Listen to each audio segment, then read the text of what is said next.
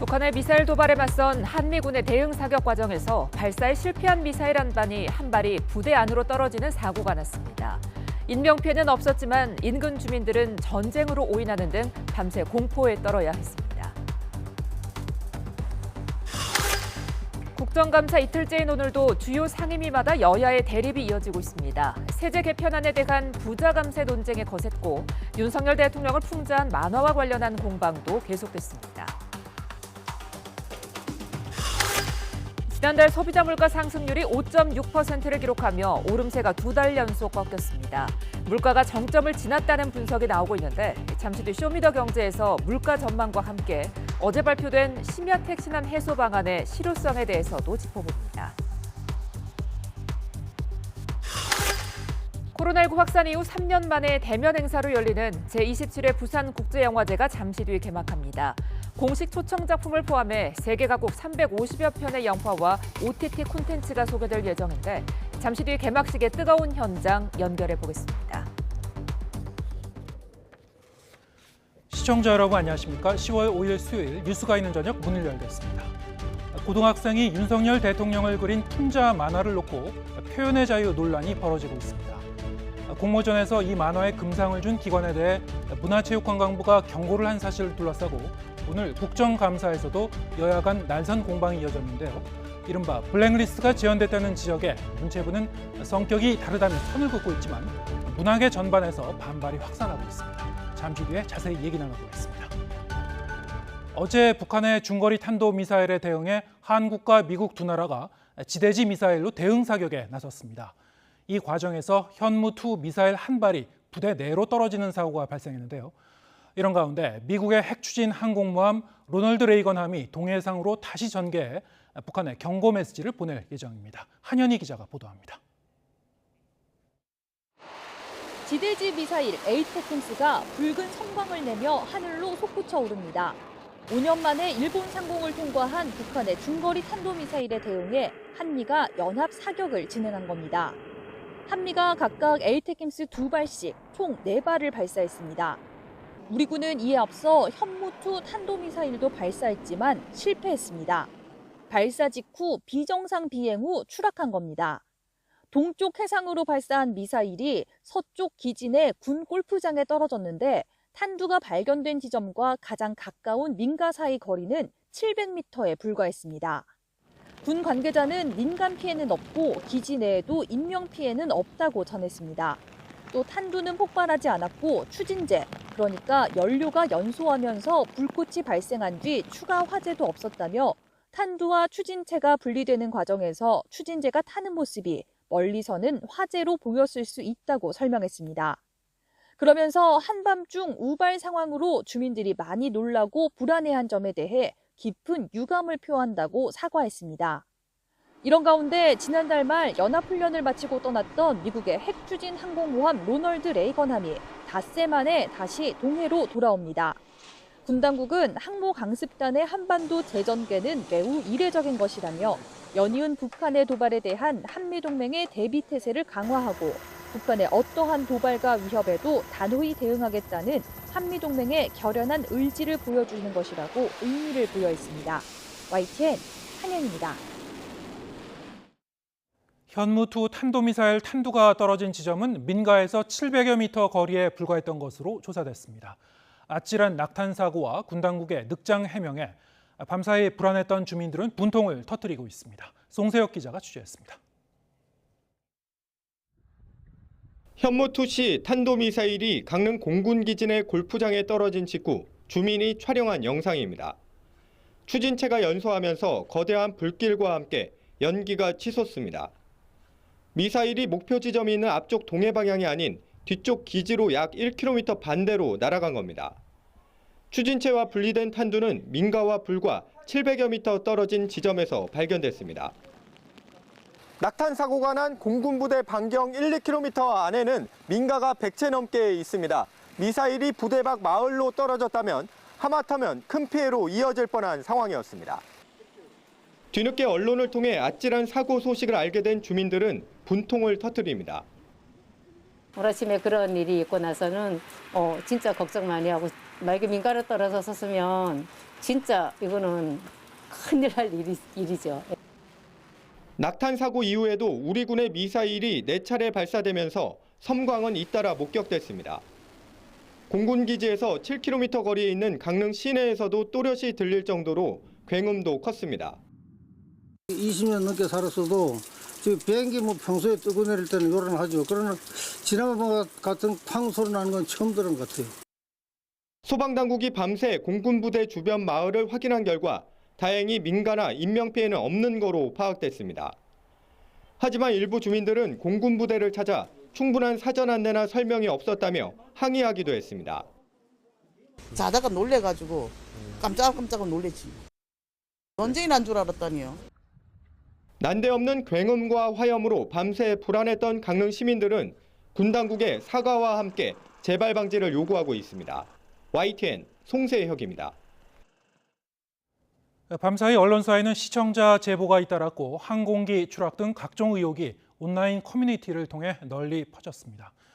군 당국이 언론에 보도 유예를 요청했기 때문인데 혼란만 가중시킨 보도 유예 요청이 왜 이루어졌는지 의문이 남습니다. 황보혜경 기자가 짚어봤습니다. 밤하늘이 번쩍이더니 일대가 순식간에 밝아집니다. 이어 강한 빛을 내는 물체가 솟아오르고 이내 어둠 속으로 사라집니다. 어둠 속에서 나무 너머로 무언가가 타오르고 화염과 함께 뿌연 연기가 쉴 새 없이 뿜어져 나옵니다. 밤사이 YTN의 제보로 들어온 강원도 강릉 지역 영상입니다. 추락 사고가 났다, 엄청난 포성이 들린다는 등 시청자 제보가 잇따랐고 온라인 커뮤니티에도 관련 내용이 실시간으로 퍼져나갔습니다. 확인에 나선 취재진에게 군 합동참모본부는 사격 훈련이라고만 밝히면서 정확한 확인을 위해 아침 7시까지 보도를 늦춰달라고 요청했습니다. 보도 유예 요청은 YTN을 비롯한 모든 언론사에 이뤄졌습니다. 날이 밝아서야 군 당국은 북한 중거리 탄도미사일 발사에 따른 한미 대응 사격이 진행됐다고 공식적으로 밝혔습니다. 그런데 이 과정에서 미사일 한 발이 비정상적으로 떨어지는 사고가 발생했다고 설명했습니다. 뒤늦게 해당 사실이 언론에 보도됐지만 이미 항공기 추락, 미사일 폭발과 같은 각종 의혹이 퍼져나간 뒤였고 관련 보도를 하지 않은 언론에 대한 항의도 잇따랐습니다. 군 당국이 사고를 숨기려 한 게 아니냐는 목소리도 나오는 가운데 군의 보도 유예 요청이 부적절했다는 지적도 나옵니다. 정부가 사진에 세서 문제가 되는 거라면 그건 충분히 엠바고를 걸고 보도 유예를 요청할 수 있죠. 이미 주민들이 불안해하고 혼란이 빚어지고 있는 그런 상황에서 군이 아침 7시까지 보도 유예를 요청했다는 건 사실은 이건 상식적으로 잘 이해가 안 되는 부분이죠. 군 관계자는 정확히는 한미 지대지 미사일 사격에 대한 보도 유예를 요청한 거라면서 현장 확인을 거쳐 미사일 낙탄 사실을 알리게 됐다고 해명했습니다. 영문도 모른 채 밤새 불안에 떨어야 했던 강릉 주민들. 중대한 국가 안보 상황에서 낙탄 사고까지 나면서 국민의 알 권리가 뒷전으로 미뤄졌다는 비판은 쉽사리 가라앉지 않을 거로 보입니다. YTN 황보혜경입니다. 현무2 발사 실패를 두고 더불어민주당은 윤석열 정부의 안보 공백이 여실히 드러났다며 맹폭을 퍼부었습니다. 국민의힘은 민주당이 억지 정치 공세를 하고 있다고 되받아쳤는데 내일 합동참모본부 국감에서 여야의 난타전이 예상됩니다. 엄윤주 기자의 보도입니다. 더불어민주당은 현무2 발사 실패를 윤석열 정부의 안보 공백으로 규정했습니다. 완전한 작전 실패로 군이 감추기에만 급급하고 있다면서 철저한 진상규명에 나서겠다고 경고했습니다. 이번 현무2 사건은 윤석열 정부의 안보 공백이 심각하다는 것을 낱낱이 보여주고 있습니다. 지금 실시간으로 안보 상황을 점검할 수 있는 대통령실의 시스템이 돌아가고 있는지 심각한 의문입니다. 여당인 국민의힘은 논리적 비약이라고 강하게 반발했습니다. 현무2는 지난 문재인 정부 때 개발된 미사일로 윤 대통령에게 책임을 묻는 건 억지 정치 공세라고 맞받았습니다. 기술적 결함으로 미사일이 부서졌다고 해서 그 대통령이 책임을 지고 안보 공백이라고 주장하는 민주당은 참으로 너무 논리의 비약이고요. 그렇게 따지면 문재인 정부 때도 미사일이 폭파한 적도 있었고. 여권에서는 다른 목소리도 나왔습니다. 사고가 발생한 강릉이 지역구인 권성동 의원은 국민 혈세로 운용되는 병기가 오히려 국민을 위협할 뻔했다고 비판했습니다. 사고 직후 군의 대응도 무책임했다고 꼬집었습니다. 북한의 도발이 잇따르고 있는 가운데 서해 공무원 피격 사건에 이어 현무2 발사 실패 등 여야의 안보 공방은 더욱 뜨거워지고 있습니다. 내일 합동참모본부 국정감사에서도 난타전이 예상됩니다. YTN 엄윤주입니다. 국정감사 둘째 날에도 여야는 상임위 곳곳에서 충돌했습니다. 더불어민주당 이재명 대표의 사법 리스크, 정부의 법인세 인하안 등을 두고 여야가 날카로운 신경전을 벌였습니다. 황윤태 기자입니다. 중앙선관위에 대한 국정감사에서 국민의힘은 허위사실 공표 혐의로 기소된 민주당 이재명 대표의 유죄 판결을 가정하며 선거비용 반환을 꺼내들었습니다.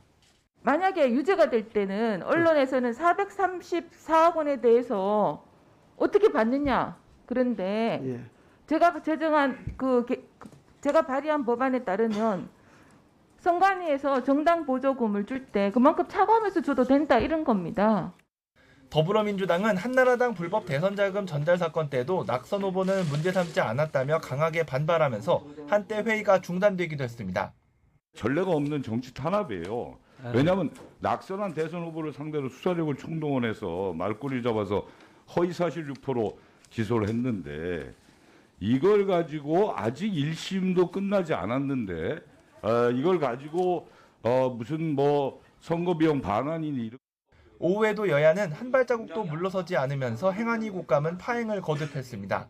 이게 그야말로 내로남불 아니겠어요? 어저께 어떤 발언이 오갔습니까? 윤석열 정권은 거짓말 정권이라고 얘기했습니다. 이건 정쟁 아닙니까? 정치 집단에서 정쟁적인 요소가 없을 수 있습니까? 근데 그거를 지나치게 자기중심적으로 내 발언에 대해서 태클을 걸었다. 유감 표명해라, 사과해라. 이거는 너무 지나치게 자기중심적이라는 겁니다. 기획재정위에서는 법인세를 인하하겠다는 정부의 세제 개편안을 두고 여야가 부딪혔습니다.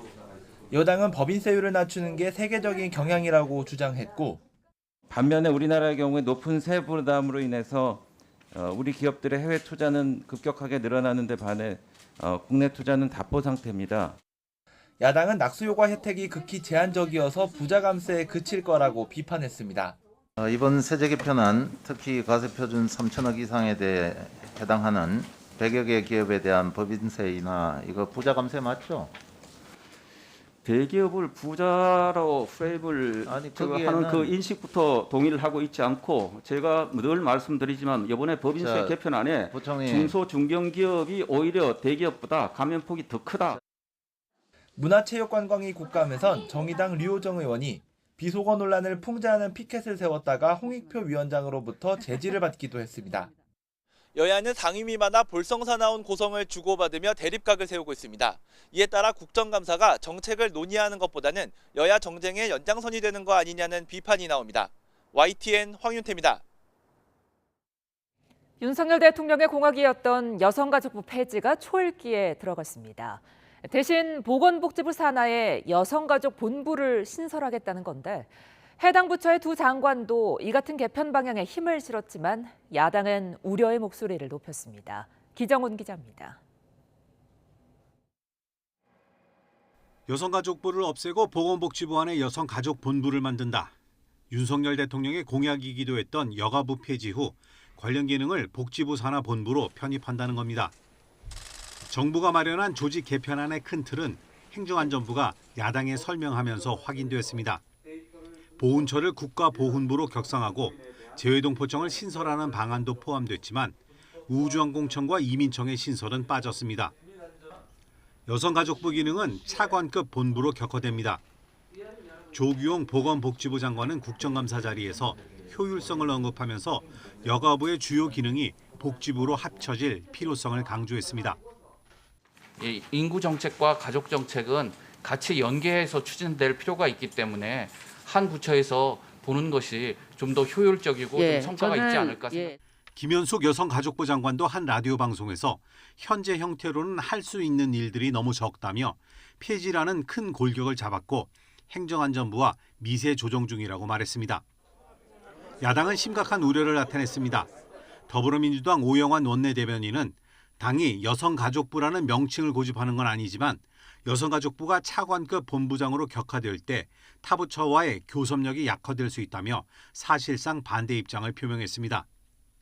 그러나 보훈처의 격상과 재외동포청 신설에는 야당도 동의했다며 정부 조직 개편안이 공식 제출되면 사회적으로 공론화하고 해당 상임위에서 철저히 심사하겠다고 밝혔습니다.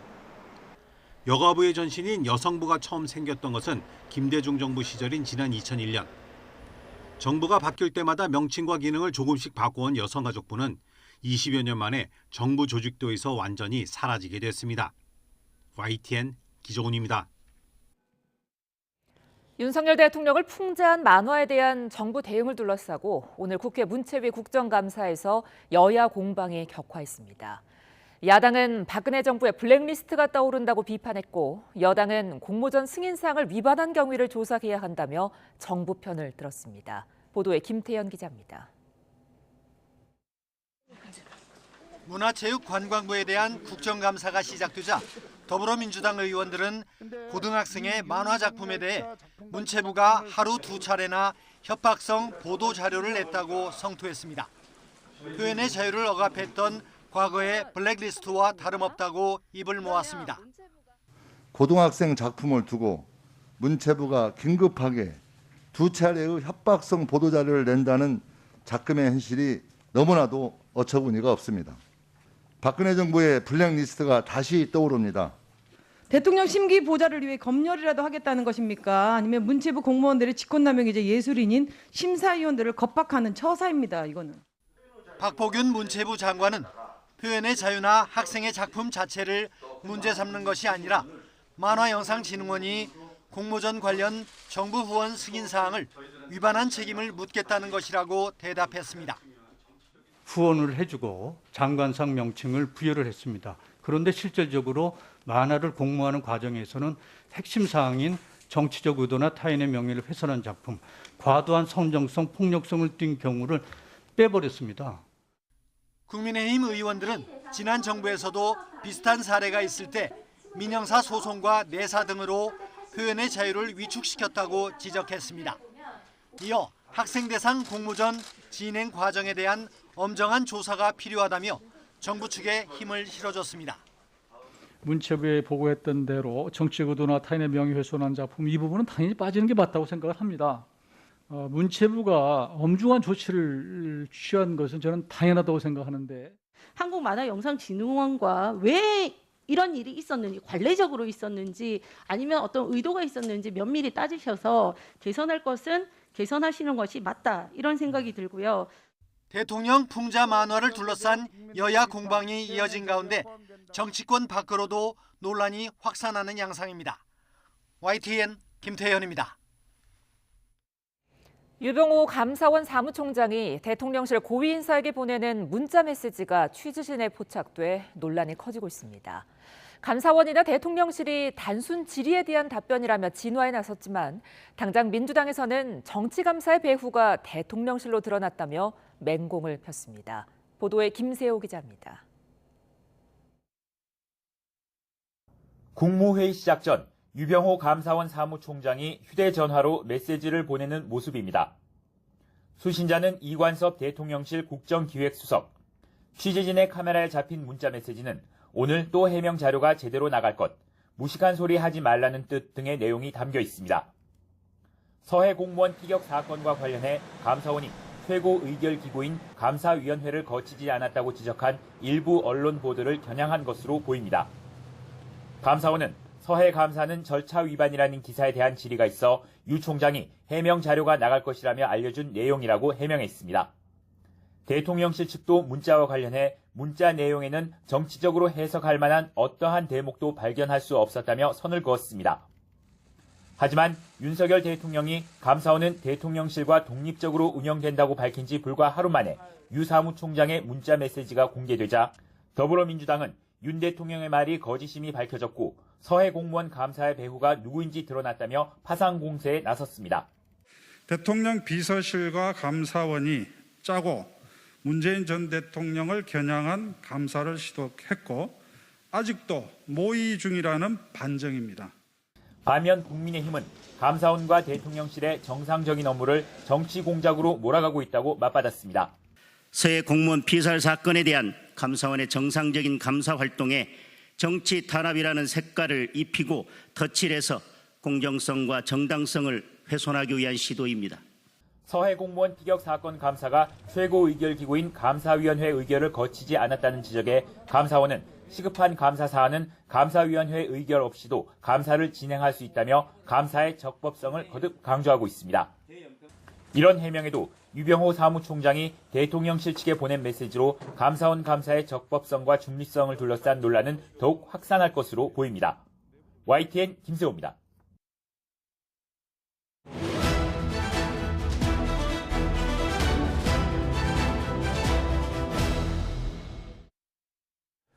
네, 오늘의 정치권 소식 정가 브리핑에서 김준일 뉴스톱 대표와 함께 짚어보겠습니다. 어서 오세요. 예, 안녕하세요. 네, 오늘도 국정감사는 상임위마다 이제 격전장이 이제 펼쳐졌는데 기획재정위, 문체부 등등 각 상임위마다 이제 쟁점이 어땠는지 좀 짚어볼까요? 예, 5개 상임위에서 오늘 열렸습니다. 그래서 기획재정위 같은 경우에는 이제 감세. 정부의 이제 감세 추진에 대해서 민주당 의원들이 좀 날선 공격을 했습니다. 그래서 영국 같은 경우에도 이제 많은 금액의 감세를 했다가 파운드화가 폭락하고 이런 사례가 있는데 대한민국 경제는 안전하냐 뭐 이런 것들도 있었고 또 낙수 효과 이제 감세를 할 경우에는 그게 투자 촉진으로 가가지고 그게 경제가 잘 된다 이런 거를 가지고 여야 의원들이 좀 설전을 벌였고요. 행정안전위 같은 경우에는 이재명 대표에 대한 지금 이재명 대표가 허위사실 공표죄로 기소가 됐잖아요. 그래서 국민의힘의 조은희 의원이 그거와 관련해서 선관위에 이제 질의를 했습니다. 그래서 이 금액들을 다 만약에 유죄가 날 경우에 금액들을 다 이제 과거에 대선 때 받았던 434억 정도의 금액을 환수하는 거가 이제 당연한 조치 아니냐 이런 식으로 질문하니까 민주당 김교웅 의원이 아직 1심도 진행이 안 됐는데 무슨 뭐 이런 가정을 가지고 얘기를 하냐라고 하니까 뭐 이만희 의원이 왜 여당 의원 발언을 통제하려고 하냐 사과하십시오. 그래서 사과할 수 없다 뭐 이런 논쟁들이 있었습니다. 네. 그리고 보건복지위에서는 이제 김원희 의원이 조경 보건복지부 장관한테 최근에 이제 윤석열 대통령이 어린이집을 방문하면서 아나바다를 몰라가지고 그거를 이제 좀 논란이 됐었는데 아나바다가 뭔지에 대해서 이미 보건복지부에서 보고를 한 게 맞느냐라고 하니까 왜 강기훈 뭐 국민의힘 의원은 왜 이렇게 침소봉대하냐. 그러니까 반대쪽에서는 자기 본인 질의 시간에나 말씀하십시오. 가만히 계셔라. 그러니까 니나 가만히 계세요. 뭐 이렇게 얘기를 해서 사과해라. 그래서 또 약간 파행이 있었습니다. 환경노동위에서는 이제 노란봉투법에서 이제 뭐 손배소를 제한하는 기업의 노조에 대한 손배소를 제한하는 이거에 대해서 이제 뭐 대치가 있었고요. 아무래도 뭐 가장 논란이 됐던 거는 이제 문화체육관광위가 거기에서 이제 아까 나왔던 만평 웹툰에 대해서 좀 격하게 좀 부딪혔습니다. 네. 그러면 문체부 국감에서 공방이 벌어진 이른바 윤석열차 관련 이 만화 작품. 자, 이 그림을 직접 보면서 좀 얘기를 나눠볼까요? 자, 이 풍자만한데요. 윤석열 대통령의 얼굴을 이제 담은 풍자적으로 이제 그린 만화인데 지금 화면에 나오고 있습니다.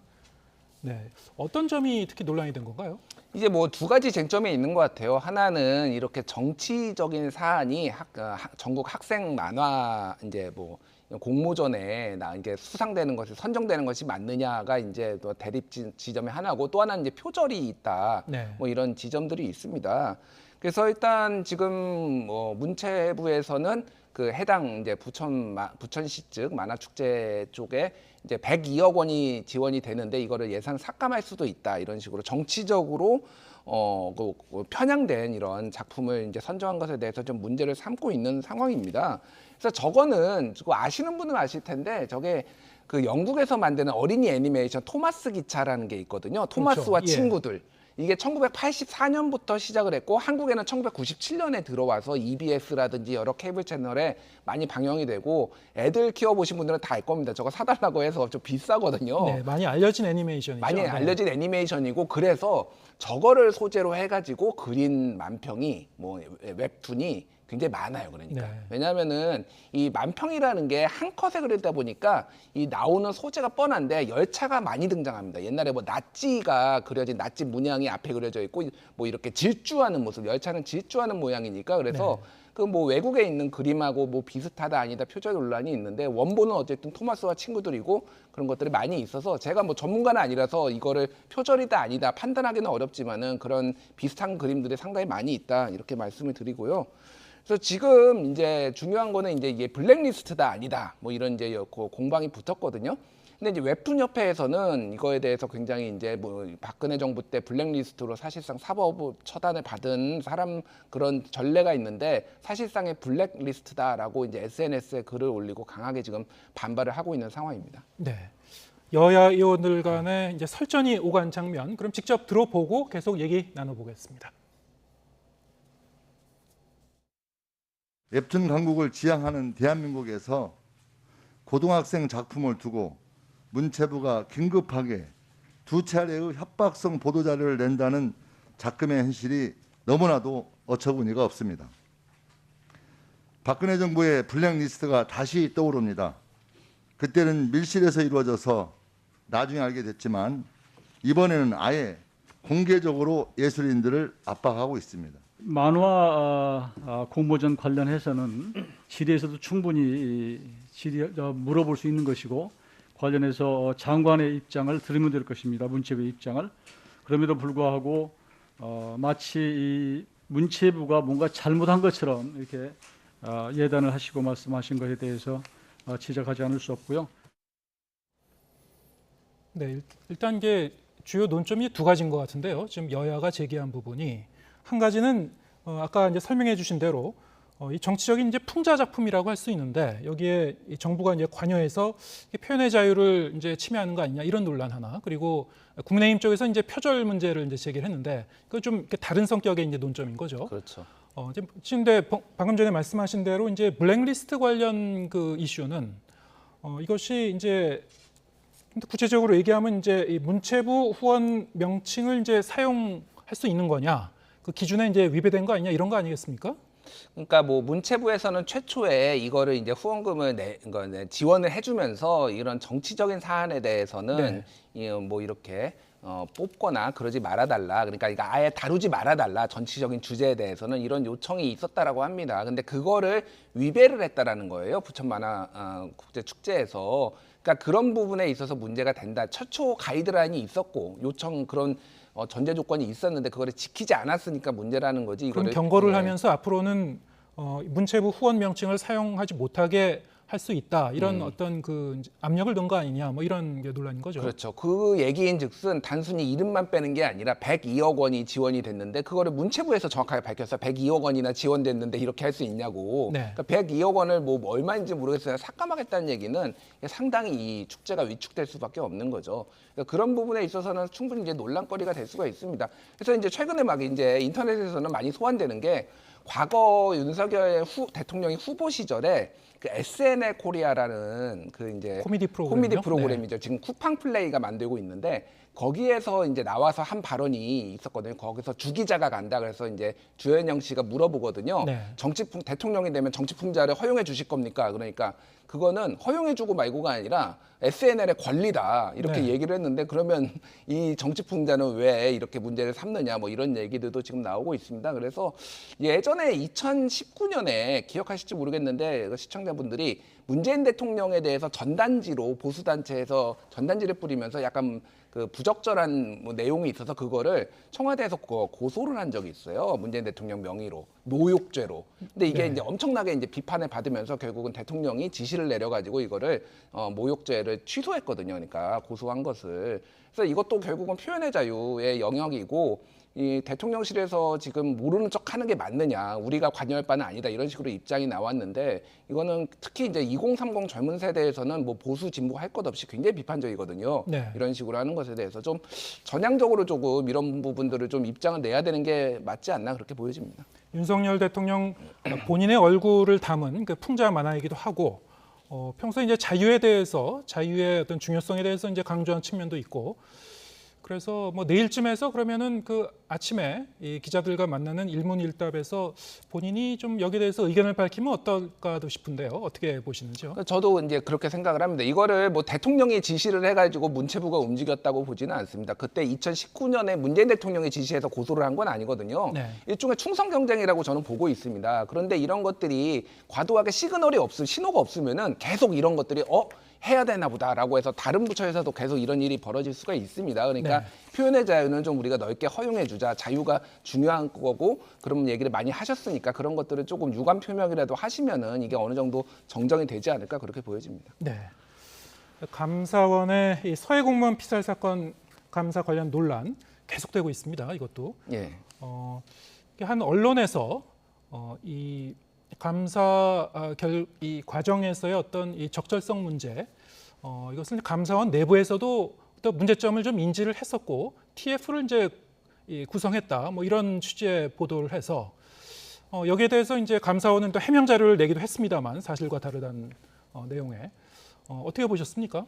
일단 그 뭐 한겨레가 보도한 건데 사실 네. 이거 한겨레가 보도하기 이전에도 이미 다 알려진 사실이었어요. 정치권에서도 뭐 이제 계속 문제 제기를 했었죠. 예, 뭐 방송의 패널들 분들도 나와가지고 계속 얘기한 거라서 굳이 한겨레가 단독까지 붙였어야 되나 뭐 이런 생각도 드는데 쉽게 얘기를 하면은 감사를 하려면은 감사위원회의 의결을 거쳐야 되는데 이거를 거치지 않아서 특히 서해 지금 공무원 피살 사건 같은 경우에는 감사위원회 의결을 거치지 않아서 이게 직권남용의 소지가 있고 그거를 이제 최재 감사원장이 그 사실에 대해서 조금 검토하기 위해서 지난달에 TF를 만들었다라는 내용입니다. 네. 이거에 대해서 감사원은 뭐라고 해명을 했냐면은 이미 올해 초에 상시 공직 감찰 계획이 있었다. 그리고 서해 공무원 피격 사건도 여기에 들어간 거다. 그러니까 감사위원회 의결이 필요 없었던 거다라는 건데 상시 공직 감찰 계획을 짜면은 그러면 아무거나 다 할 수 있습니다. 이 논리라면은. 그러니까 뭐 우리는 상시적으로 하겠다라고 매년 만들어가지고 감사위원회 거치지 않고 매년 그러면 아무거나 할 수 있는 거잖아요. 이 감사위원회 논리라면. 의결이 다 필요 없어지는 거네요. 그렇죠. 그러니까 맨날 그러면 올해도 상시 감찰 계획 내겠습니다라고 해서 또 통과되고 또 통과되면은 감사위원회가 무력화되는 거잖아요. 그러니까 네. 어떻게 보면 꼼수로 이제 볼 수가 있는 거죠. 예. 네. 감사원이 그런 해명 자료를 내긴 했습니다만 그거는 이제 사무처의 입장인 것 같고요. 예. 실제로 이제 감사위원들의 의견이 어떤지는 뭐 별도로 이제 확인해봐야 되는 문제인 것 같습니다. 그런가 하면은 이제 이 감사원 사무총장이죠. 이른바 이제 실세라는 이병호 사무총장이 대통령실의 이제 고위 관계자에게 문자를 보낸 그 내용이 이제 노출이 되기도 했어요.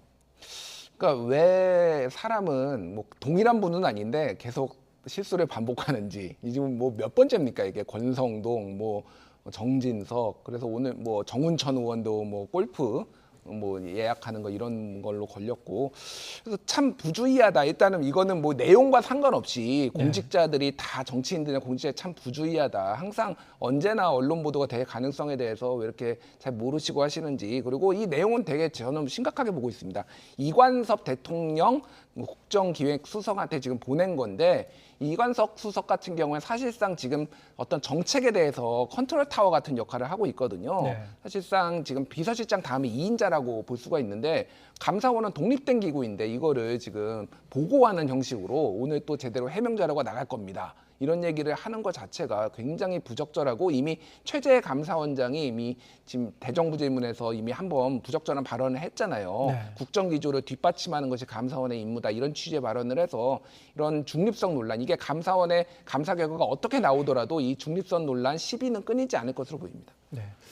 이 부분은 뭐 다음 주에 이제 감사원 대상으로 한 국감도 예정돼 있고 계속 좀 도마에 오를 것 같네요. 그런가 하면 지금 정부 조직 그 개편한 내용이 나왔죠. 여가부 폐지를 비롯해서 자, 이와 관련해서 보건복지위에서는 이 문제가 또 도마 위에 오르기도 했는데 어떻게 보셨습니까? 일단 여성가족부 폐지에 대해서는 여러 가지 이제 정부 여당의 입장에서는 좀 지지율 회복을 위해서 2030 남성들이 특히 이제 많이 주장하고 있으니까 이거에 대해서 좀 강하게 밀어붙일 태세인데 민주당 입장에서는 굉장히 난감한 거거든요. 왜냐하면 어떤 성평등 젠더 문제 그리고 이제 뭐 페미니즘은 그룹도 이제 뭐 좀 지원하시는 분들이 있고, 그러니까 민주당을 지지하시는 분들도 있고 그래서 이거를 이거를 덥석 받기가 그렇습니다. 그러니까 다른 거는 이슈가 없거든요. 국가보훈처, 국가보훈부로 승격하는 거 재외동포청은 흔쾌히 우리도 네. 동의한다라고 했어요. 그래서 결국은 여성가족부를 이제 여성가족본부로 만드는 것에 대해서 대안을 좀 정부에서 내야 될 것 같아요. 그러니까 독립부처로 지금 만들어야 된다라는 주장이 민주당이 하고 있기 때문에 이것도 차후에 좀 굉장히 쟁점이 될 것으로 보입니다. 어차피 정부 조직 개편을 하려면 이 국회 문턱을 넘어야 되는데 여야 간의 합의를 이루어야 되는 문제 아니겠습니까? 근데 이제 민주당 입장에서는 뭐 이 여성계의 반발도 크고 민주당의 입장도 저기 이제 일단 반대한다는 입장이기 때문에 어떻게 접점을 찾을 수 있을 것 같습니까? 그러니까 이 안에서 접점을 찾는 방법이 하나가 있고요. 네. 또 하나는 다른 거하고 소위 말하는 딜을 해가지고 예전에 네. 과거에 정치권은 많이 그랬거든. 이 사안을 통과시켜 주면은 우리가 이거는 양보하겠다. 정부 여당에서 그런 식으로 이제 접점을 찾을 가능성이 있는데 그 전에 여성가족부를 개편하는 것에 대해서는 민주당과 이재명 후보도 찬성을 했거든요. 이런 방식으로는 조금 어렵다라고 네. 해서 그런 방식으로 조금 민주당의 체면도 세워주고 명분을 주는 방식으로 조금 협상이 이루어지지 않을까 보여집니다. 예, 알겠습니다. 오늘 말씀 여기까지 듣겠습니다. 정가 브리핑 김준일 뉴스톱 대표와 함께했습니다. 고맙습니다. 감사합니다.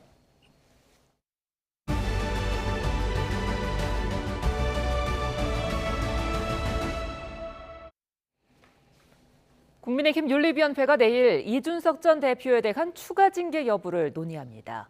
추가 징계는 사실상 이 전 대표에 대한 퇴출 선고가 될 것이란 전망이 높아 거센 후폭풍이 불가피해 보입니다. 김경수 기자입니다.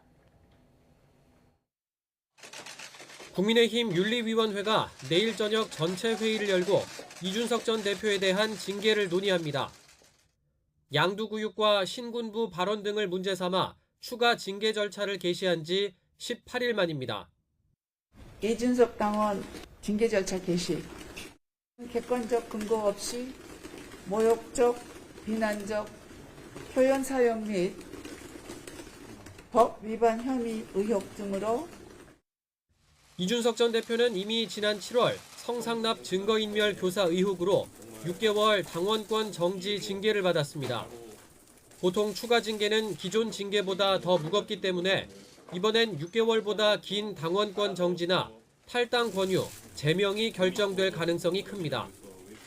어떤 징계든 정상적인 당대표 복귀가 차단되는 거라 이 전 대표에게는 퇴출 선고나 다름없습니다. 정치적 명운이 걸린 윤리위를 하루 앞두고 이 전 대표 측은 윤리위가 절차를 어겼다며 문제 제기에 나섰습니다. 보통 10일 이상은 소명서 제출 기한을 줘야 하는데 윤리위가 지난달 29일에야 소명 요청서를 보냈고 징계 사유도 적혀 있지 않아 위법한 징계라는 겁니다. 사실상 윤리위 불출석 가능성도 열어둔 건데 이 전 대표 측은 윤리위가 추가 징계를 결정하면 법적 대응에 나선다는 계획입니다. 제명을 한다는 거는 그거는 진짜 정치 파동을 넘어가지고요. 그거는 제가 역사책에 이름 나올 일입니다. 그 일이 발생하면은 그 상황을 한번 판단해 보겠습니다.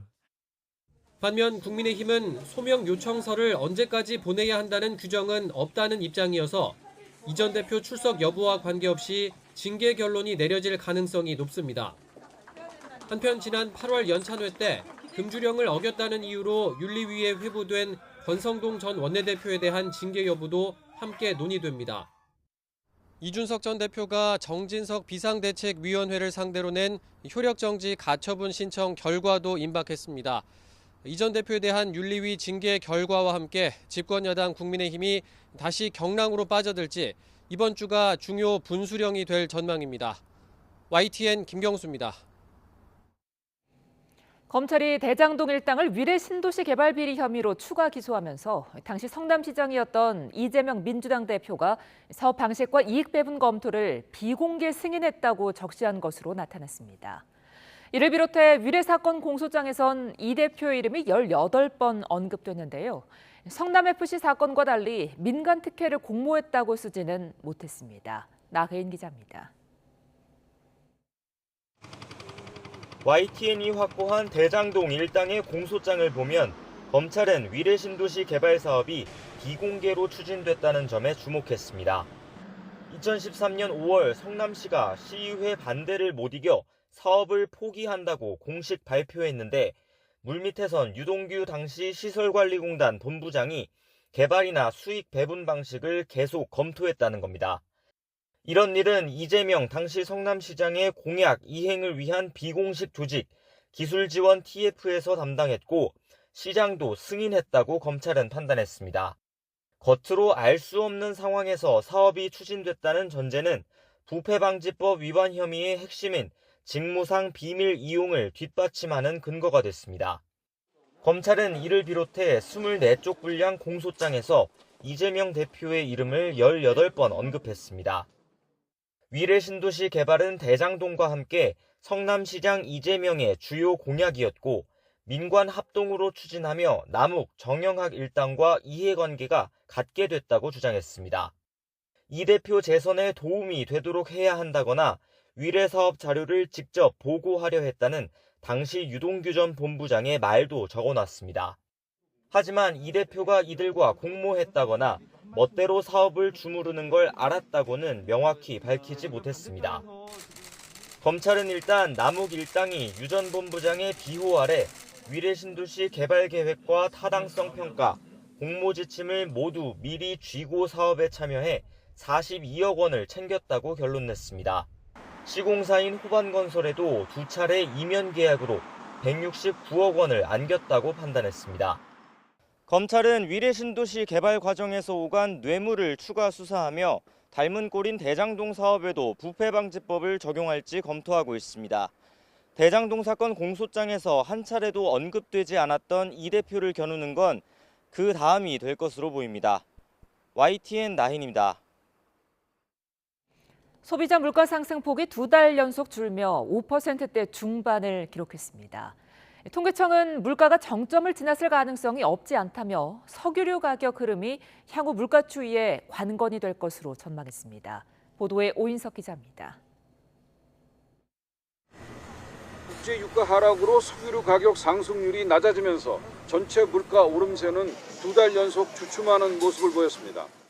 6월과 7월 6%대로 치솟았던 소비자 물가는 8월에 이어 지난달에도 5%대 중반을 기록했습니다.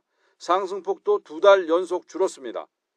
무엇보다 석유류 상승률이 둔화한 게 영향을 끼쳤는데 지난 6월 39.6%로 정점을 찍은 뒤 석 달 연속 상승세가 꺾였습니다. 8월 초 1,800원대였던 전국 평균 휘발유 값은 최근 1,600원대로 떨어졌습니다. 경유값 등은 여전히 높은 수준이지만 전월과 비교해 가격 내림세가 이어졌습니다. 반면 농산물 가격과 외식 물가는 여전히 고공행진이 이어졌습니다. 배추와 무 가격이 1년 전보다 90% 넘게 폭등했고 수입 쇠고기는 10% 넘게 올랐습니다. 다만 풍년인 쌀은 크게 내렸습니다. 치킨과 생선회 등의 가격이 오른 영향으로 외식 물가 상승률은 30년 만에 가장 높았습니다. 전기와 가스 요금은 15% 이상 올랐는데 최근 동반 인상으로 향후 더 오르게 됩니다. 통계청은 앞으로 물가 추이는 석유류 가격 흐름이 관건이 될 것으로 전망하면서 물가 상승세가 정점을 지났을 가능성이 없지 않다고 설명했습니다. 지금까지 흐름이 어느 정도 유지된다면 이전 수준으로까지 크게 회귀하지만 않는다면 석유류 가격이 지금 수준의 상승률 수준에서 등락하지 않을까 그렇게 판단하고 있습니다. 하지만 최근의 환율 급등세와 전기 가스 요금 인상, 우크라이나 전쟁 장기화는 국내 물가 상승 압력을 높이는 요인입니다. 물가 당국인 한국은행은 외식 등 개인 서비스 품목을 중심으로 오름세가 지속적으로 확대되고 있다며 소비자 물가는 상당 기간 5~6%의 높은 오름세가 이어질 것으로 내다봤습니다. YTN 오인석입니다. 최근 급격하게 오른 물가에 우리가 흔히 쓰는 종이도 직격탄을 맞았습니다. 수입 펄프 가격이 50% 넘게 오르고 환율까지 급등하면서 덩달아 종이값도 치솟았는데요. 우리 인쇄업계가 그 부담을 고스란히 떠안았습니다. 김다현 기자입니다.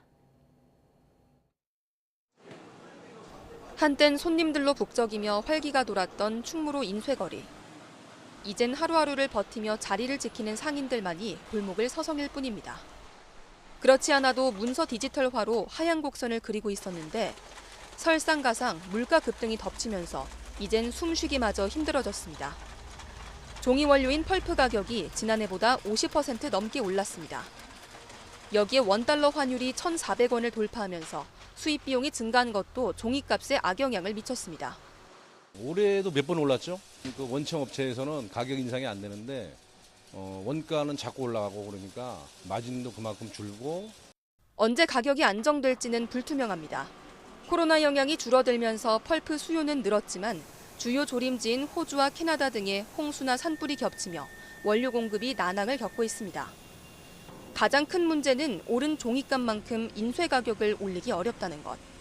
지난해 4차례, 올해 2차례 단가표를 올려 내걸면서도 손님들에게 미안한 마음에 손해를 감수하는 부분이 적지 않습니다. 종이값이 많이 오르다 보니까 많이 어려움을 겪고 있죠. 거의 한 4차례에 걸쳐서 오르다 보니까 이제 거래처의 그런 관계도. 출혈을 버티지 못한 업체는 수십 년 일터를 떠나야 합니다. 인쇄물 자체가 좀 줄어들고 있어가지고 분위기가 많이 안 좋아요. 연세 드신 분들도 계시고 일이 없으니까 폐업하시는 분들도 계시고. 산업구조 변화에도 자리를 지켜온 인쇄거리 상인들. 1년 사이 무려 50% 넘게 오른 가격 부담을 버틸 수 있을지 근심이 커지고 있습니다. YTN 김다현입니다. 정부가 심야 시간대 택시 호출 요금을 올리기로 하면서 기본료 인상에 할증까지 붙으면 10,000원대가 될 것으로 보입니다. 승객들은 너무 비싼 거 아니냐는 볼멘 소리를 내고 있지만 택시업계는 그 정도로는 떠났던 기사들이 돌아오지 않을 거라고 우려했습니다. 윤혜리 기자입니다. 올해 연말부터 밤 10시부터 새벽 3시까지 심야 시간대 강남역에서 택시를 부르려면 10,000원에 가까운 기본 요금을 내야 합니다. 현행 심야 시간대 할증 요금은 4,600원인데 카카오 블루와 같은 가맹 택시 호출 요금이 최대 5,000원까지 오르면 요금은 9,600원으로 뜁니다. 여기에 서울시가 연말에 택시 기본 요금을 현행보다 1,000원 더 올릴 예정이라 소비자 부담은 더 커질 걸로 보입니다. 택시가 잡히기만 한다면 비싼 호출 요금을 감당하겠다는 의견도 있지만 좀 많이 비싸지긴 하는데 그래도 너무 급하면 그렇게 배차만 잘 된다면 사용할 것 같아요. 당장 택시 이용을 줄이겠다는 의견이 대다수였습니다. 지금 요금도 사실 많이 부담이 되긴 하는데 그러면 아예 사실 택시를 못 탈 것 같다는 생각이 좀 많이 듭니다. 택시 하시는 분들도 상당히 힘드신 상황인 것도 이해하고 요즘 또 경제도 좋지도 않고 그렇게 했을 경우에 과연 사람들이 많이 이용할까라는 생각. 정부는 승객이 호출 요금을 낼지 말지 선택할 수 있도록 했지만 수요가 몰리는 시간대 웃돈을 내지 않으면 택시 잡기는 지금처럼 하늘의 별 따기일 수밖에 없습니다. 호출 요금을 8,000원까지 올려야 한다고 주장해온 택시기사들도 아쉽긴 마찬가지입니다. 택시업계는 이번 대책이 배달이나 택배업체로 빠져나간 기사들을 되돌아오게 하기엔 부족하다는 입장입니다. 플러스 5,000원 정도는 돼야지 보통 하루에 한 5건 정도를 호출을 받는다 치면은 한 65만 원, 월 한 65만 원 정도가 되거든요. 최소 300만 원 이상은 돼야지 그래도 기사들이 돌아올 수 있는 유인책이 될 수 있다.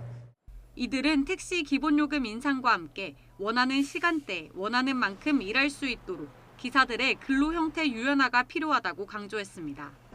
사회적 거리두기 해제 이후 심야 시간대 귀가를 발목 잡았던 택시 대란이 호출료 인상 등 이번 정부의 대책으로 해소될 수 있을지 관심입니다. YTN 윤혜리입니다.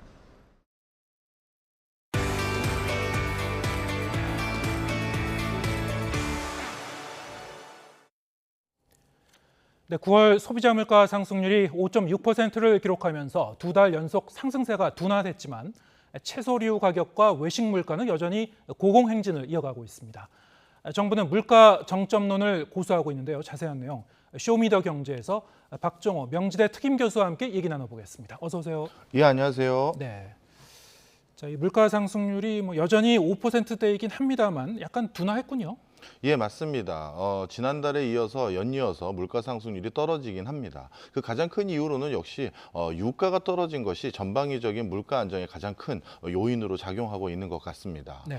하지만 정부에서 말하는 물가 안정론에 대해서는 저도 같이 손을 들긴 좀 어려운 건데요. 네.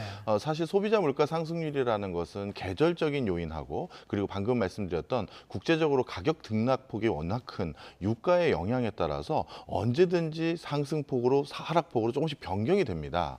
그렇기 때문에 이런 유가라든가 계절적 요인으로 변경되는 가격 부분을 배제하고 실질적으로 견조한 물가의 기조가 어떤 식으로 흘러가는지를 보기 위한 근원 물가 지수라는 걸 따로 만들어서 정부가 관리를 하고 있거든요. 네. 근데 이 근원 물가 같은 경우는 사실 4.5%로 전월 대비 또 올랐습니다. 전월이 올랐습니까? 4.4%거든요. 그러니까 실질적으로 어떻게 보면 계절적이거나 유가로 인한 변동폭을 배제하고 물가 흐름의 기조를 보기 위한 통계는 언급을 안 하면서 소비자 물가 상승률이 좀 떨어진 것만 가지고 언급하기에는 좀 너무 이르지 않은가 생각이 듭니다. 그 정부 입장은 한 9월이나 10월쯤 되면은 이제 정점 찍고 완만하게 좀 내려가지 않겠느냐 그런 얘기인데 지금 상황에서는 뭐 단언할 수 없다는 얘기군요. 맞습니다. 네. 일단 뭐 외식 물가도 상당히 아직 비싸고요. 게다가 이제 공공요금이 많이 올랐는데 이게 또 반영되는데 좀 그 시차가 있지 않습니까? 맞습니다. 바로 그런 것들 때문에 지금 물가의 흐름이 조금 변동이 좀 있긴 있습니다. 대표적으로 지금 외식 물가가 이렇게 고공행진을 하고 있는 여러 가지 요인들을 살펴보면요. 가장 크게 많이 오른 업종들을 가만히 보면 회와 관련된 업종이라든가 네. 그다음에 수입 쇠고기라든가 이런 것들이 거의 10% 육박하게 올랐거든요. 근데 이런 것들은 아니 요즘 물가 주춤한데 왜 이렇게 가격이 급등한 거냐? 약간 방금 말씀하신 것처럼 시차가 있는데요. 이런 회라든가 고기류 같은 경우는 많은 사료로 일정 기간 이상 사육을 해야지만 공급할 수 있는 품목입니다. 네. 근데 다들 기억하시겠습니다만 올해 상반기에 가장 고공행진을 했던 게 국제 곡물 가격이었죠. 이런 것들은 다 사료의 원료이거든요. 그러다 보니까 그때 높은 비용을 치러서 곡물류를 재배했던 것들이 이제 공급이 되다 보니 이것이 10% 가까운 물가 상승을 이어지게 만드는 요인들이 됐고요. 그다음 이것뿐만 아니라 배추나 무처럼 계절적으로 일시적으로 수요가 폭등하는 것들까지도 가격이 올라가면서 이렇게 지금 외식 물가라든가 몇 가지 우리가 생필품 물가가 올라가는데요. 이 중에 눈살을 찌푸리는 요인도 하나 있는 것 같습니다. 지금 코스닥에 상장되어 있는 식품 관련한 회사가 36개 정도 되는데요. 네. 이 36개 회사들이 상반기에 여러 가지 식자재 원가가 올랐기 때문에 적자가 걱정된다고 물가를 좀 가격을 올릴 수 있게 해달라고 정부에 부탁을 했었는데 정작 이 상반기 어떻게 보면 매출 결과가 분기별로 집계된 걸 봤더니 매출액도 10% 이상 올랐고 뿐만 아니라 영업이익률도 오히려 더 개선이 된 거예요. 예. 그러면 사실 지금 이렇게 물가가 올라갔을 때 서로 협조하는 건 분위기도 중요한데 어찌 보면 물가 인상 때문에 가격 수용성이 높아진 소비자들에게 오히려 쉽게 이 타이밍을 이용해서 가격을 올린 품목들도 있는 게 아닌가 이런 지적들도 지금 같이 나오고 있는 상황입니다. 요즘 전반적인 물가를 핑계로 해서 그렇죠. 예, 가격을 올렸다. 제품 네. 가격을 올렸다. 자, 그런가 하면 지금 환율도 오르고 있지 않습니까? 환율이 계속 고공행진을 하고 있는데 이렇게 되면 뭐 이 수입 상품 가격도 이제 계속 오를 것이고 이게 또 이제 물가를 자극하지 않을까요? 계속? 네, 맞습니다. 사실 우리나라처럼 에너지와 주요 식품이라든가 원자재를 해외에서 수급받는 대부분의 신흥국이나 개도국들 같은 경우는요. 상당 부분 환율이 올라가면 이것이 다시 추가적인 물가 상승의 압박 요인으로 작용할 가능성이 많습니다. 특히 우리나라가 그동안 1,100원대에서 1,200원대 환율을 오랫동안 유지할 수 있었던 가장 근원적인 힘은 우리나라가 전 세계에서 교역을 가장 많이 하는 국가 중에 하나고 네. 그 교역을 통해서 가장 많은 무역수지 흑자를 기록하는 나라 중에 하나이기 때문에 가능했었는데 지금은 이런 무역수지 흑자를 기록하는 데 가장 중요한 근원적인 터전인 중국 교역이 사실상 어려워지고 있는 상황이고요. 또한 중국에서 생산해서 전 세계에 판매하고 있는 경쟁력도 이번에 미국의 여러 가지 인플레 감축법이라든가 이런 것들을 통해서 점점 희석돼 가고 있는 상황입니다. 그렇다면 이 환율로 인한 물가 상승의 압박 요인은 우리나라의 환율의 근본 근본적인 어떤 변화나 이런 것들까지 우려되는 상황에서 이 물가 상승의 압박 요인도 상당 부분 지속될 것으로 보여지고요. 그리고 지금 많은 분들이 아직 언급을 안 하고 있는데 내년에 물가 상승의 가장 큰 우려되는 요소 중에 하나는 사실 인건비 상승입니다. 인건비요? 예. 사실 정부에서는 올해 물가가 정점을 찍고 다소 주춤해서 이제 5%까지 내려왔다라고 하지만 많은 분들이 이걸 오해하시면 안 되죠. 내려온 것은 물가 상승률이 내려온 것이지 물가가 내려온 건 아닙니다.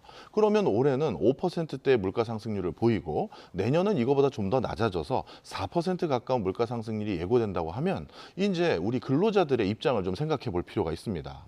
올 초에 많은 회사들이 노사 간의 임금 협상을 하는 과정에서 지금과 같은 고공 물가 상승을 예견하고 그걸 임금에 반영해 준 회사는 많지 않습니다. 그 얘기는 무슨 얘기냐면 대부분의 근로자들이 올해 실질적으로 급여가 떨어졌다라는 얘기가 똑같은 거예요. 네. 그러면 내년 상반기에 이제 노사 간의 협상을 할 때 올해 실질적으로 급여가 줄어든 부분을 벌충해야 될 뿐만 아니라 내년도도 물가 상승 폭이 불안정하다는 건 우리가 다 알고 있는 사실이거든요. 그런 것까지 충분히 반영을 하다 보면 올해 5%대하고 내년에 한 4%대라고 하면 근 10% 가까운 물가 상승을 인건비 상승을 압박할 수 있는 요인이 되고 있는 것입니다. 그러면 이렇게 한 번에 10% 가까운 인건비 상승이 유발되면 이것은 다시 제품과 서비스의 가격에 전가될 가능성이 많은 것이죠. 네. 그래서 전 세계적으로 한번 물가가 제대로 잡히지 않을 경우 이게 단기간에 1년 안에 못 잡는 이런 이유가 방금 말씀드린 이런 악순환 때문에 일어나는데요. 내년에도 그런 일들이 일어날까 봐 지금 우려가 되고 있는 상황입니다. 네. 또 9월 소비자 물가는 사실 이제 국제 유가가 한풀 이제 꺾인 그런 덕분이 좀 컸는데 지금 이제 대규모 감산 논의가 이루어지고 있지 않습니까? 석유 수출국 기구 플러스 오펙 플러스가 이제 논의를 한다고 하는데요. 자, 그 결과도 좀 주목되고 있어요. 예, 맞습니다. 지금 그나마 물가를 조금 잦아들게 만들었던 가장 근원적인 요인 중에 하나가 유가가 안정되기 때문인데요. 지금 안타깝게도 이 그 산유국들의 입장에서도 유가를 즉 석유를 팔아서 그걸로 조달받은 달러를 바탕으로 자국이 유지되는 데 필요한 나머지 생필품을 조달하는 방식의 국가 체계인데요. 네. 지금 이렇게 유가가 급락하다 보니까 어쩔 수 없이 이 고공 물가 행진 속에서 많은 국가가 이 석유를 다시 감산을 해서 석유에서 제값을 받아서 그렇게 달러로 확보해서 물가를 안정시키려는 그런 움직임이 전개되고 있는 것입니다.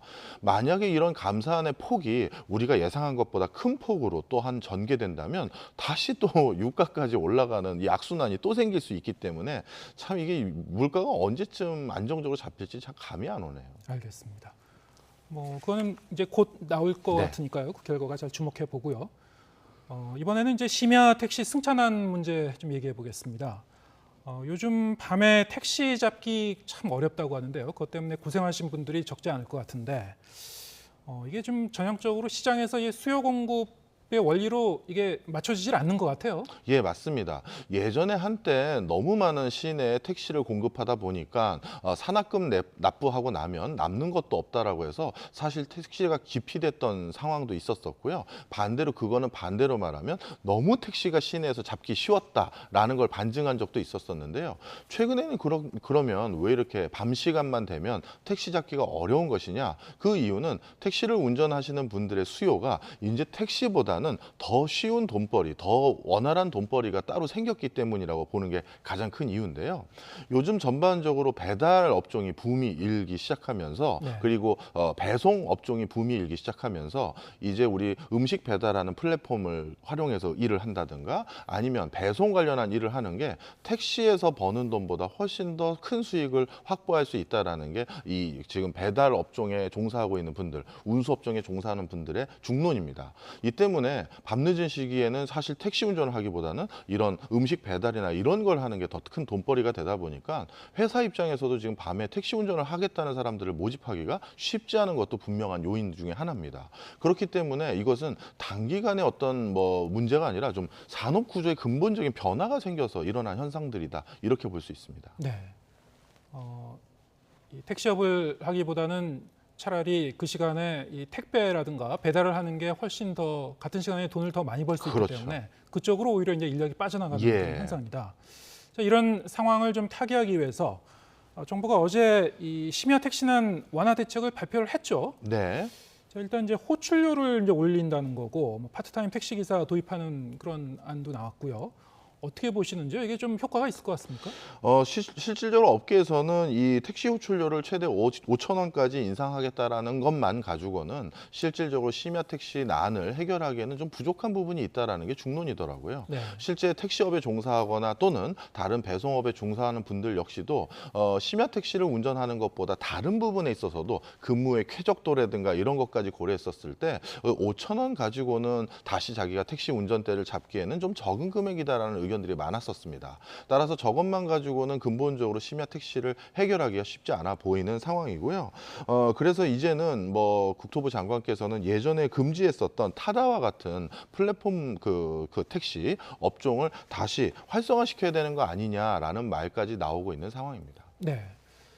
잘못하면은 별 효과는 못 보고 승객들의 이제 요금 부담만 커지는 거 아니냐 뭐 이런 우려가 나올 수 있을 것 같습니다. 맞습니다. 예. 왜냐하면 뭐 지자체에서는 별도로 뭐 기본 요금이라든가 할증료는 또 올린다는 거니까요. 상당히 요금이 많이 올라갈 것 같아요. 물가도 좀 자극하고. 예, 이 택시 요금 인상은 물가 또 인상의 그 요인으로 작용하기 때문에 그런 부분에서도 좀 부작용이 있는 건 사실입니다. 네, 알겠습니다. 오늘 말씀 여기까지 듣겠습니다. 박종호 명지대 특임 교수와 함께했습니다. 고맙습니다.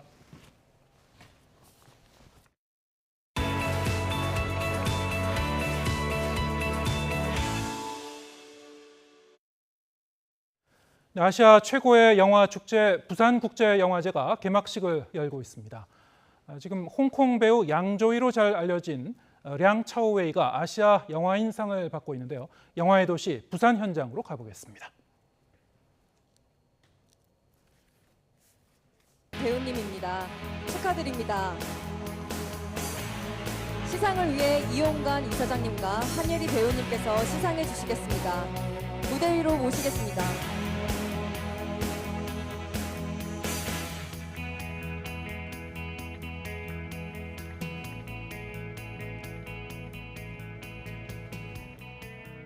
올해 영화제에는 양조위 배우님이 직접 선정한 작품으로 구성된 양조위의 화양연화라는 이름의 특별 기획 프로그램도 준비되어 있으니 많은 관심 부탁드리겠습니다.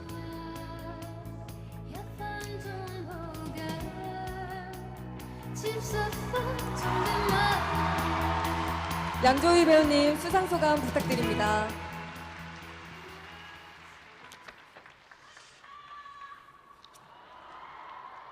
It's really my great honor to receive this recognition from the Busan International Film Festival.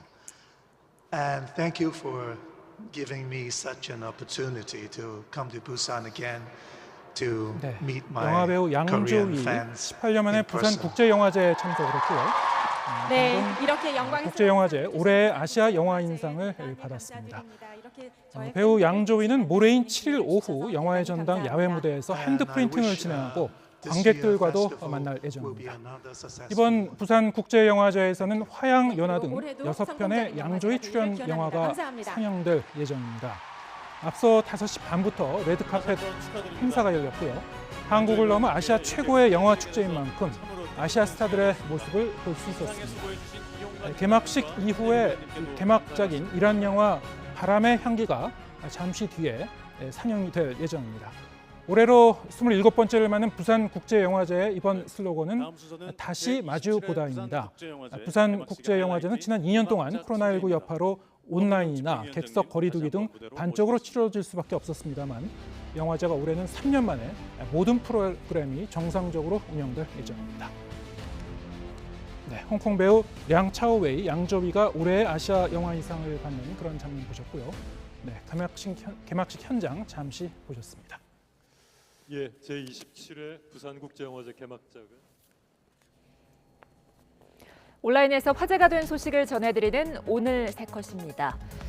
유명 작곡가 겸 가수 돈 스파이크가 마약 투약 혐의로 체포된 지 9일 만에 구속 상태로 검찰에 넘겨졌습니다. 돈 스파이크는 지난해 12월부터 8차례에 걸쳐 필로폰을 매입한 혐의와 10여 차례 마약을 투약한 혐의를 받고 있습니다. 체포 당시 최근 마약을 시작했다고 밝혔지만 이미 동종 전과가 3번이나 있는 것으로 알려지면서 공분을 사기도 했는데요. 누리꾼들은 이번 사건을 통해 우리 사회 마약에 대한 경각심을 갖는 계기가 되길 바란다는 반응입니다. 이번엔 경찰서에서 일어난 흉기 난동 소식입니다. 정신질환으로 치료 중인 40대가 흉기를 들고 파출소에서 난동을 부리다 경찰에 제압됐습니다. 지난 2일 오후 부산의 파출소에 한 남성이 들어오는데요. 이 남성 손에 흉기를 들고 있습니다. 근무자에게 오늘 죽을 거다라는 등의 말을 가며 위협했는데요. 근무자들은 흉기를 내려놓으라며 설득했지만 남성이 흉기를 내려놓지 않고 위협하자 결국 테이저건으로 제압했습니다. 정신질환을 앓더니 남성은 결국 정신병원으로 보내졌는데요. 누리꾼들은 경찰의 침착한 대처로 큰 인명피해 없이 마무리됐다며 안도의 한숨을 내쉬었습니다. 끝으로 편의점에 가짜 휴대전화를 맡기고 1,500만 원어치 물건을 훔친 어처구니 없는 사건 전해드립니다. 화면 함께 보시죠. 대구에서 일어난 일인데요. 48살 남성 A씨가 편의점에서 담배 등 1,500만 원어치 물건을 훔친 혐의로 구속됐습니다. A씨는 지갑을 가져오지 않았다며 가짜 휴대전화를 맡기고 달아나는 수법으로 전국 각지를 돌면서 무려 20여 차례에 걸쳐 물건을 훔친 혐의를 받고 있습니다. 지난 2018년과 2020년에도 같은 수법으로 범행하다 징역형을 선고받았고 이번에도 출소 2달여 만에 같은 범행으로 검거됐다는데요. 편의점에서 일하시는 분들, 손님이 휴대전화를 맡긴다고 하면 주의하셔야겠습니다. 지금까지 오늘 세 컷이었습니다. 네, 코로나19 유행이 감소하고 있지만 2번 이상 감염되는 비율은 11%에 육박할 정도로 꾸준히 늘고 있습니다. 다가오는 겨울에 다시 한번 재유행이 예고된 만큼 겨울이 지나야 실내 마스크 의무가 단계적으로 해제될 전망입니다. 김평정 기자의 보도입니다. 코로나19 주간 확진자가 6주째 감소했습니다. 주간 하루 평균 확진자는 8월 넷째 주부터 감소하기 시작해 지난주 2만 8천 명대까지 내려왔습니다. 주간 신규 위중증 환자는 지난달 첫째 주 482명에서 지난주 절반 수준인 248명으로 줄었고 주간 사망자 수도 뚜렷한 감소세를 보였습니다. 감염 재생산 지수는 확진자 한 명이 다른 한 명을 채 감염시키지 못하는 수준인 1 미만을 6주째 유지했습니다. 유행 상황은 비교적 안정화된 분위기입니다. 다만 감염 재생산 지수가 지난주에 이어서 0.8로 정체된 만큼 확진자 발생 감소세는 다소 완만하게 진행될 것으로. 유행 감소세는 뚜렷하지만 코로나19에 2번 이상 걸리는 재감염 추정 비율은 10.92%로 늘었습니다. 바이러스 검출률은 국내 우세종인 BA.5는 소폭 줄었지만 켄타우로스로 불리는 BA.2.75는 증가했습니다. 여기에 유럽과 미국에서 퍼지고 있는 BF7 변이도 지난달 11일 국내 유입이 처음 확인된 뒤 지금까지 감염자가 15명 발생했습니다. 국내 우세종인 BA.5의 하위 변이인 BF7은 면역 회피 특성이 있어 앞으로 모니터링이 필요합니다. 당분간 확진자 감소세가 유지될 것으로 예측되지만 겨울철 인플루엔자 동시유행 가능성과 새로운 변이에 대한 우려도 여전히 남아 있습니다. 정부는 겨울 재유행 시기를 오는 12월에서 내년 3월까지로 예상하고 이 기간 이후 실내 마스크 의무를 단계적으로 완화하는 방안을 논의하기로 했습니다. YTN 김평정입니다. 우편을 통해 필로폰을 대량으로 밀반입해 유통하고 투약한 일당이 붙잡혔습니다. 모두 불법 체류 중인 외국인들이었는데요. 이들이 들여온 필로폰이 무려 100억 원어치에 달한 걸로 조사됐습니다. 양동훈 기자입니다. 방 안에 들이닥친 경찰이 마약을 발견합니다. 여기 잠깐만요. 해외에서 마약을 밀반입해 유통해온 일당이 경찰에 붙잡혔습니다. 지난해 10월 중간 판매책 1명을 체포한 것을 시작으로 총책까지 모두 40명을 검거했습니다. 모두 불법 체류 중인 태국인이었습니다. 특히 총책 A씨의 집에서는 필로폰 1.3kg과 대마는 물론 야바라 불리는 신종 합성 마약 등 각종 마약류가 쏟아져 나왔습니다. 경찰은 이들이 밀반입한 필로폰이 3kg, 100억 원어치에 달했다고 밝혔습니다. 이들은 마약을 콜라겐 등 건강식품 사이에 숨긴 뒤 국제 특급 우편을 통해 국내에 밀반입한 거로 조사됐습니다. 이렇게 국내에서 마약을 투약하다 적발되는 외국인의 수가 매년 급증하고 있습니다. 지난 2017년 932명이던 외국인 마약 사범은 지난해 2,339명으로 4년 만에 2.5배로 늘었습니다. 지난해 서울에서 택배를 통해 마약을 대량 밀반입한 태국인 조직이 검거되기도 했습니다.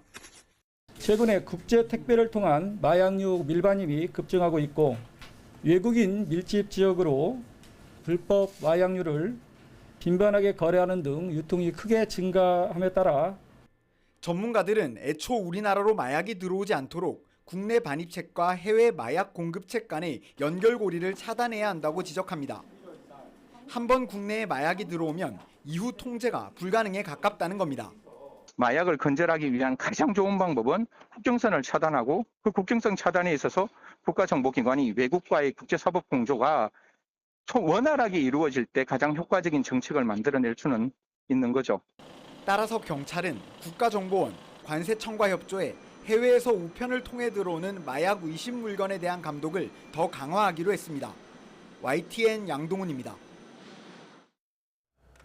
일본 국회가 북한 탄도미사일이 자국 상공을 통과한 사태를 용납할 수 없다며 5년 만에 대북 규탄 결의안을 채택했습니다. 일본은 북한 핵실험 가능성에 촉각을 곤두세우며 유엔 안보리 차원의 추가 대응을 압박하고 있습니다. 도쿄 이경화 특파원입니다. 本案を可決するにご異議ありませんか。よって本案は可決いたしました。 일본 중의원이 2017년 12월 이후 5년 만에 대북 규탄 결의를 만장일치로 가결했습니다. 북한 미사일이 자국 상공을 보란 듯이 통과한 사태를 결코 용납할 수 없다는 뜻입니다. 일본 언론들은 북한이 이번 발사를 통해 미국의 전략 요충인 괌까지 사정권에 있음을 드러냈다고 분석했습니다. 북한의 핵실험 등 추가 도발 가능성도 긴장 속에 주시하고 있습니다. 米朝会談以降ですね、日本を飛び越えるという撃ち方、今まで控えてたんですが、今回また再び日本を超える弾道ミサイル発射をしたということで、やはり北朝鮮の脅威は減るどころか増していたという。 미사일 발사 후 바이든 대통령과 전화회담을 가진 기시다 총리는 한미일 간 긴밀한 연계를 강조했습니다. 또 유엔 안보리를 통해 추가 대응에 나서겠다는 입장도 분명히 했습니다. 安保理におけるさらなる対応について引き続き日米そして日米韓等で緊密に連携していくこと、独自制裁については今後も絶えずこの検討。 이번 사태를 놓고 안보리 긴급회의가 소집됐지만 효과적인 대책이 나올지는 미지수입니다. 신냉전 이후 상임이사국인 중국과 러시아의 반대에 부딪혀 안보리 역할이 유명무실해지고 있기 때문입니다. 安保理は最近の北朝鮮の決議違反に対して行動できていませんが、安保理が国際の平和及び安全の維持という本来の責任を果たすことを期待します。 유엔을 개혁해야 한다며 기시다 내각은 안보리 상임이사국 진출을 추진하고 있습니다. 안보 위기 속에 방위력 강화뿐 아니라 국제사회에서 목소리를 키우려는 일본의 시도는 전방위로 확대될 전망입니다. 도쿄에서 YTN 이경아입니다. 5년 만에 재개된 북한의 전략 도발에 중국은 대화로 풀어야 한다는 원론적 입장만 내놓고 있습니다. 앞서 단거리 탄도탄 발사에 대해선 오히려 북한을 두둔하고 미국의 책임의 화살을 돌리기도 했는데요. 5년 전엔 어땠을까요? 베이징 강정규 특파원입니다. 북한이 일본 하늘을 가로질러 미사일을 쏜 건 모두 7번입니다. 그중에 3차례가 매우 비슷한 전략 도발이었습니다. 먼저 지난 2017년 8월과 9월 화성 12형의 2차례 실사격입니다. 당시 중국은 북한이 국제사회의 핵 비확산 체계를 훼손했다고 엄중히 비판했습니다. 이어 유엔 안전보장이사회 결의를 전면적으로 이행하겠다는 뜻을 분명히 밝혔습니다. 违背了联合国安理会的决议，为了维护国际核不扩散的机制，为了维护这个地区和平稳定，我们当然也要表明我们的态度，就是表明我们的反对的态度。 그러나 5년 만에 되풀이된 이번 미사일 발사에 대해서는 대화로 풀어야 한다는 원론적인 입장만 내놨습니다. 유엔 안보리가 소집되더라도 중국이 대북 제재에 반대할 거란 말이 나온 이유입니다. 앞서 북한의 5차례 단거리 탄도탄 발사를 두고는 미국이 여러 차례 벌인 연합훈련 탓으로 돌리며 북한을 두둔하기도 했습니다. 朝鲜半岛形势发展至今，主要的症结在于朝方的正当合理关切没有得到应有的回应。 이 같은 중국의 태도 변화, 시진핑 주석의 대관식을 앞두고 북한을 다독이는 동시에 날로 격화되는 미국과의 패권 경쟁을 의식한 걸로 풀이됩니다. 무엇보다 지난 8월 무력통일 예행연습이라고 불린 대규모 봉쇄훈련에 나서면서 중국도 타이완 상공을 관통해 탄도미사일을 쏜 적이 있습니다. 베이징에서 YTN 강정규입니다.